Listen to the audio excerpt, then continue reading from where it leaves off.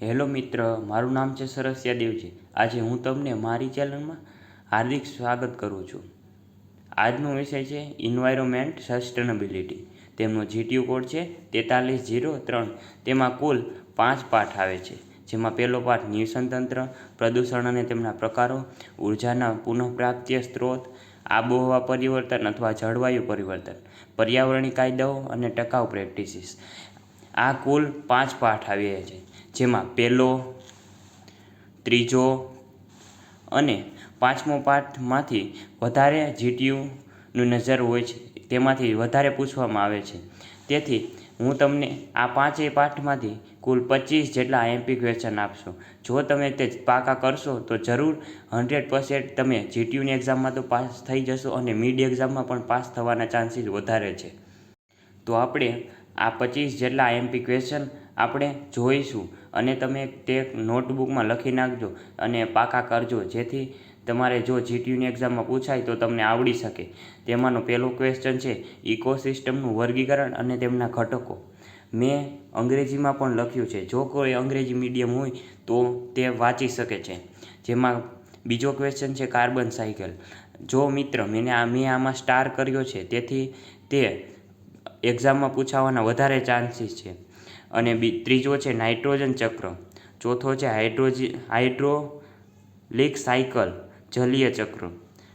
પાંચમો છે જૈવ વિવિધતા અને તેમનું મહત્ત્વ. છઠ્ઠો છે હવાનું પ્રદૂષણ. મિત્ર આ ખૂબ જ આઈએમપી છે અને 2025ની એક્ઝામમાં પૂછાવાના ચાન્સીસ વધારે છે. સાતમો ક્વેશ્ચન છે વોટર પોલ્યુશન, પાણીનું પ્રદૂષણ.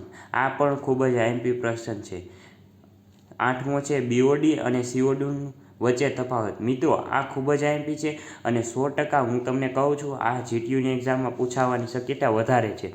નવમો છે ઘન કચરાનું વ્યવસ્થાપન. 10મો છે અવાજનું પ્રદૂષણ અને તેમની અસરો. 11મો છે પ્લાસ્ટિક કચરો અને તેમની અસરો.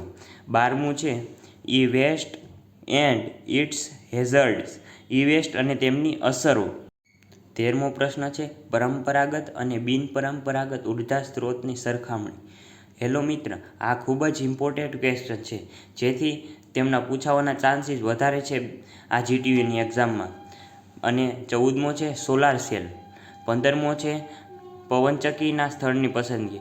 હેલો મિત્ર, જો તમારે મિડની એક્ઝામમાં જો આ પાઠ પૂછાણો હોય, ત્રીજા પાઠનો ક્વેશ્ચન છે, તો તમારે આ ખૂબ જ ઇમ્પોર્ટન્ટ છે, તેથી તમારે પાકો કરવો જરૂરી છે. અને આ જીટીયુની એક્ઝામમાં હું તમને લખીને દઉં, આ ક્વેશ્ચન પૂછાવાના ચાન્સીસ વધારે છે. 16મો છે HAWT અને VAWT વચ્ચે તફાવત. હેલો મિત્ર, આપણી આ જીટીયુની એક્ઝામમાં કુલ 2 જેટલા તફાવત પૂછાઈ શકે છે અને આપણે તફાવત કુલ 5-6 છે, જેથી તમારે તફાવત બધા પાકા કરવા ફરજિયાત છે. 17મો ક્વેશ્ચન છે બાયોગેસ પ્લાન્ટ. 18મો ક્વેશ્ચન છે ભૂમિસ્મીય ઉર્જા.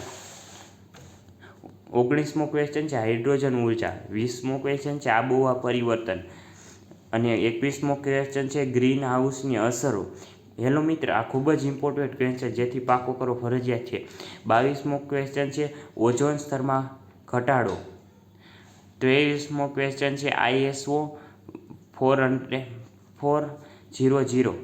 હેલો મિત્ર, આ ખૂબ જ ઇમ્પોર્ટન્ટ ક્વેશ્ચન છે, જેથી તમારે ફરજિયાત પાકો કરવો. 24મો ક્વેશ્ચન છે પાણીનો કાયદો અને વન્યજીવ સંરક્ષણનો કાયદો. આ પણ ખૂબ જ ઇમ્પોર્ટન્ટ ક્વેશ્ચન છે.